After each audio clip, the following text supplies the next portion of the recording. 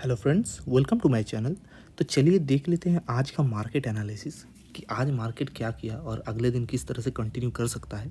तो जैसा कि मैंने कल कहा था, मार्केट में जो लो था वो था 24 अप्रैल का जो लो है उससे मैच करता था कल का लो। तो इसीलिए ये शॉर्ट टर्म बाइंग होने की वजह से इस जोन का टिकना थोड़ा सा मुश्किल था। तो मैंने बोला था इस जोन को टेकआउट कर सकता है। तो मार्केट आज ओपन होते ही उसको टेकआउट किया, बट पूरा का पूरा ए पीरियड में जो टाइम था वो मार्केट पिछले दिन के रेंज के अंदर बिताया। अगर मार्केट पिछले दिन के रेंज के अंदर बिता रहा है तो उसका ऑब्वियस टारगेट होता है उस डे का opposite extreme, in this case 22,600 के करीब। इसीलिए मेरा जो शॉर्ट पोजीशन यहाँ था मैंने रिस्क देखते हुए उसको निकाल दिया। उसके बाद मार्केट ने क्या किया, बी पीरियड में ऊपर गया एंड सी पीरियड में फिर से आके एक पुअर लो बनाया। उसके बाद market D E F G period तक रैली किया और वहाँ पे मार्केट टू लॉन्ग हो गया, क्योंकि जब जी एच आई पीरियड बन रहा था तो पॉइंट ऑफ कंट्रोल था यहाँ पे, ये जो मार्क कर रहा हूँ मैं यहाँ पे पॉइंट ऑफ कंट्रोल था। बट उसके बाद के पीरियड नीचे आया और बीच में पॉइंट ऑफ कंट्रोल बनाया। एंड हमारा जो स्विंग टाइम फ्रेम का जो ऑब्वियस जो इंडिकेटर है मार्केट प्रोफाइल का वो है वैल्यू। वैल्यू ओवरलैपिंगली हायर, थोड़ा सा हायर, तो इसको हम ओवरलैपिंगली हायर नहीं कह सकते, इसको हम साइडवेज वैल्यू कह सकते हैं। तो साइडवेज वैल्यू बनाया। तो मेरे हिसाब से पुअर लो बना के जो मार्केट ऊपर गया है ये शॉर्ट कवरिंग की निशानी है, और इतना शार्प मूव सिर्फ शॉर्ट कवरिंग में ही आता है पुअर लो के बाद, राइट। तो ये थोड़ा सा शॉर्ट कवरिंग है। एंड शॉर्ट कवरिंग के बाद मार्केट कहाँ कंटिन्यू करेगा ये देखने वाली बात है। शॉर्ट कवरिंग हो चुका है या फिर और होना बाकी है ये तो हमको कल ही पता चलेगा।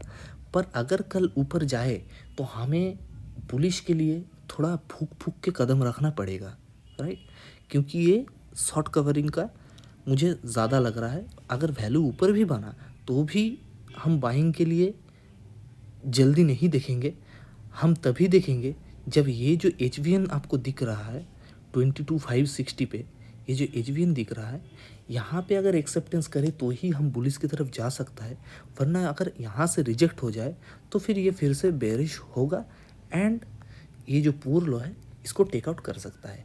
और अगर आज मार्केट में शॉर्ट कवरिंग ख़त्म हो चुका है तो कल मार्केट नीचे जाना चाहिए, राइट। अगर कल मार्केट नीचे वैल्यू एरिया तैयार करे और मार्केट नीचे आ जाए तो हम वहाँ पे शॉर्ट कर सकते हैं इंट्राडे के लिए। एंड अगर कोई स्विंग के लिए कर रहा है तो वो भी कर सकते हैं, क्योंकि यहाँ से नीचे कोई भी लॉजिकल सपोर्ट नहीं दिखता, तो स्विंग टाइम फ्रेम वाले भी यहाँ पे ट्रेड ले सकते हैं। अब चलिए देख लेते हैं बैंक निफ्टी का क्या सीन है। बैंक निफ्टी में थोड़ा सा अलग था। बैंक निफ्टी में वैल्यू लोअर बन रहा था मार्केट में, फिर शी पीरियड में एक शार्प फॉल आया एंड वैल्यू यहाँ पे कंप्लीटली लोअर है। बट हमको जो देखने वाली बात है कि हमको एक नॉर्मल डिस्ट्रीब्यूशन कर्व मिल रहा है जो कि हमको बताता है कि यहाँ पे ट्रेड फैसिलिटेशन उतना अच्छा नहीं है। एंड ये जो हाई है BEHI ये भी बहुत ज़्यादा पुअर हाई है। तो हो सकता है मार्केट कल ऊपर भागे।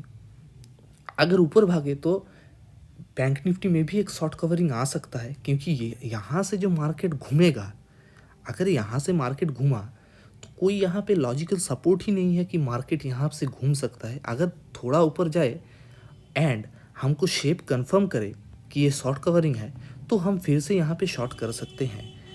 और शॉर्ट कवरिंग के शेप आपको मैंने पहले वीडियोस में बता ही चुका हूँ। शॉर्ट कवरिंग की शेप होता है पी शेप। ये भी पहले आज पी शेप बना रहा था और एंड ऑफ द डे आते आते ये नॉर्मल डिस्ट्रीब्यूशन का बना गया।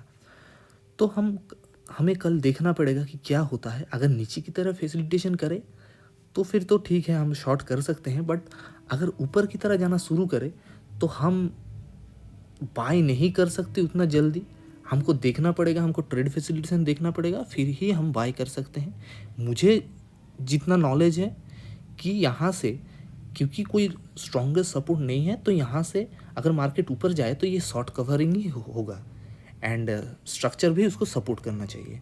तो देखते हैं कल क्या होता है। तो यही था फ्रेंड्स आज का मार्केट एनालिसिस। उम्मीद है आपको ये एनालिसिस पसंद आया होगा। अगर पसंद आया है तो लाइक शेयर एंड सब्सक्राइब कर दीजिएगा, इससे मुझको मोटिवेशन मिलती है। And thanks for watching.